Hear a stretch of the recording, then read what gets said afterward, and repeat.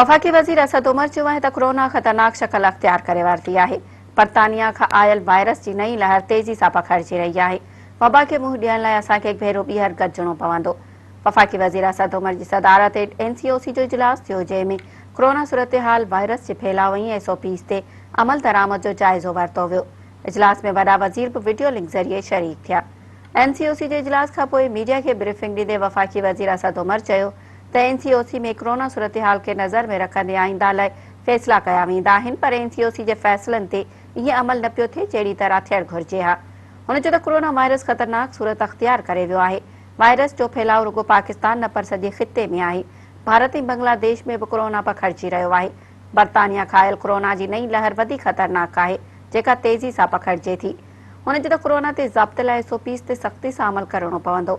हिन वक़्तु मुल्क में 12,842 मरीज़नि जी हालत गिणती जोगी आहे। ॾिसी रहिया आहियूं त इस्पतालूं मरीज़नि जो बार खणी सघनि थियूं या न। वबा खे मुंहुं ॾियण लाइ हिकु भेरो ॿीहर असां सभिनी खे गॾु थियणो पवंदो।